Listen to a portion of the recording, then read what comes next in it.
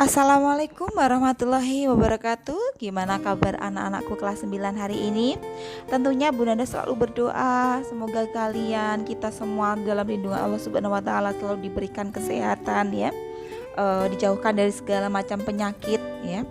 Terus kemudian kemarin Bunda sudah memberikan tugas kepada kalian semua untuk membuat reng-rengan. Kalian bakal melanjutkan kemana ya setelah lulus dari MTS ini. Jadi kalau kemarin sudah ada beberapa teman kalian ada yang sudah memilih 3 gitu ya, berarti kalian sudah punya ancang-ancang atau wacana bakal melanjutkan kemana. Tetapi ada beberapa teman kalian yang masih bingung, saya tidak bisa Bu membuat keputusan ini, saya susah Bu ini. Nah ini ada beberapa tips memilih sekolah SMA atau MA. Hari ini Bunda masih akan membahas tentang SMA atau Madrasah Aliyah ya.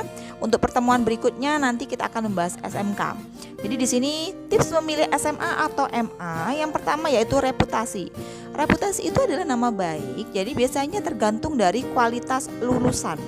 Jadi metode pengajarannya bagaimana, bapak ibu gurunya bagaimana, sarana belajar mengajar serta fasilitasnya memadai apa enggak. Itu harus kalian perhatikan. Yang pertama yaitu reputasi sekolahan itu, nama baik sekolahan itu, SMA atau Madrasah Aliyah yang bakalan kalian pilih untuk melanjutkan setelah lulus dari MTS. Itu yang pertama tipsnya memilih yaitu reputasi. Yang kemudian status akreditasi. Akreditasi itu apa sih? Nah, akreditasi ini sebenarnya penilaian terhadap sekolah. Ini ada Badan Akreditasi Nasional yang menilai bagaimana kualitas sekolahan itu ya.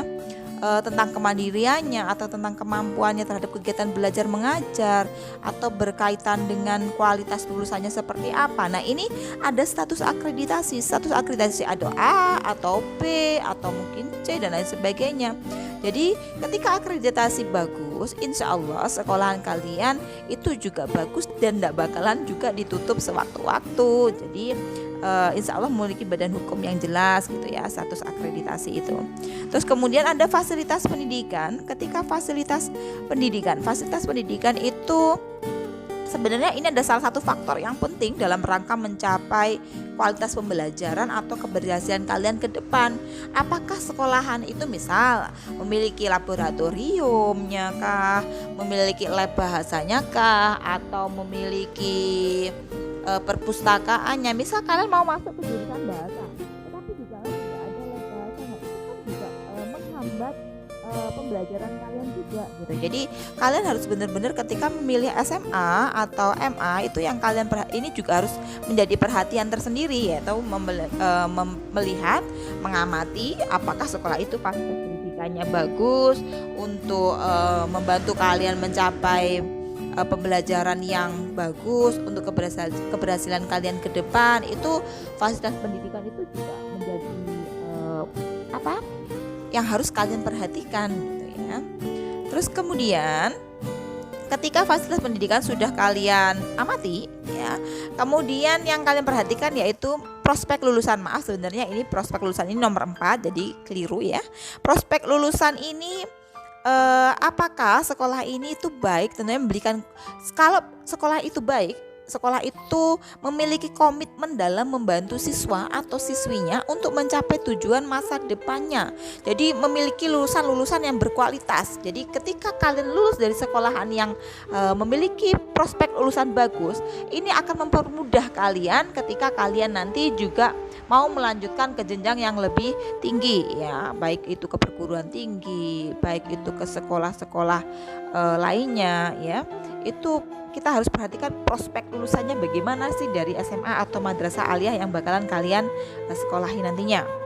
Terus kemudian kelima yaitu biaya pendidikan. Nah biaya pendidikan ini penting ya, artinya biaya pendidikan yang dikeluarkan itu harus sesuai dengan kualitas lulusannya. Misal nih, kalian mau masuk ke sekolahan SMA atau Madrasah Aliyah, biayanya mahal gitu ya.